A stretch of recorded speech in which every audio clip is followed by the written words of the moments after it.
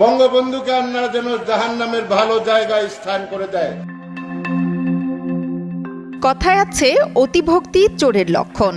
তাই বুঝি বেচারা সাবেক মন্ত্রী জান্নাত বলতে গিয়ে জাহান্নামের ভালো জায়গা চেয়েছিলেন বঙ্গবন্ধুর জন্য। একসময়ের দম্ভ আর অহংকারে যার মাটিতে পা পড়ত না, সেই মন্ত্রীর সুবিশাল অট্টালিকা মাটিতেই গুঁড়িয়ে দিয়েছে জনতা। বাড়িটিকে বর্তমানে ভূতের বাড়ি বললেও ভুল হবে না। গত 15 বছর যে বাড়িতে ঈদ আসলেই লম্বা লাইনে ঘন্টার পর ঘন্টা দাঁড়িয়ে থাকত মানুষ ঈদ উপহার পাওয়ার জন্য, এখন সেই বাড়িতে নেই ঈদের আমেজ, নেই কোনো উৎসব। খোঁজ নেওয়া তো দূরের কথা, কেউ ফিরেও তাকায় না বাড়িটির দিকে। ক্ষমতায় থাকলে সবাই আসে, ক্ষমতায় নাই এখন কেউ তেল দেয় না, কেউ আসে না তাকে দেখতে। এটা ছিল আমাদের সাবেক মন্ত্রী, শিক্ষামন্ত্রীর বাসা। এই জায়গায় আগে অনেক সময় অনেক ধরনের কাপড় দিত সবাইকে, এই পুরো এরিয়াটা জায়গা হতো না, এতজনকে দিত। অনেক গাড়ি দিয়ে মাল নিয়ে আসতো, সবাইকে দিত। 100-150 গাড়ি দিক থেকে ওনাকে আগায় নিয়ে আসতো, আবার গিয়ে রেখে আসতো। উনি আবার ওই পাশ থেকে চিলমারিতে যেত, রংপুরে যেত, ওই দিক থেকে আবার দিত, দিয়ে আবার আসতো। এইদিকে ওনার মন্ত্রীর চাতাল আছে, ওই পাশে একটা নরনপাড়ার চাতাল আছে, ওনার ওইদিকেও দিত। ওনার সকল আত্মীয় স্বজন, সভাকাঙ্ক্ষী সবাই আমরাও ছিলাম পাশে। এটা মানে অনেক ধরনের অনেক দূর দূরান্ত থেকে লোকজন আসতো।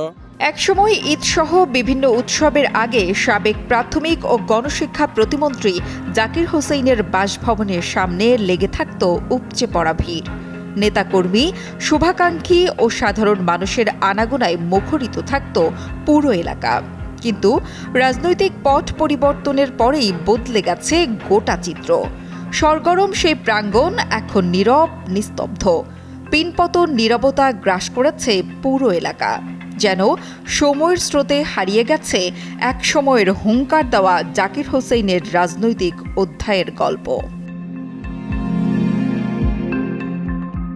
স্থানীয়রা বলছেন, জাকির হোসেইন ঢাকা থেকে গ্রামের বাড়িতে ফিরলে ঈদের 9 দিন আগ থেকে উৎসবের আমেজ লেগে থাকলেও এবার গ্রামের রৌমারী উপজেলার পাশের এই বাড়িটি যেন একেবারেই পরিত্যক্ত।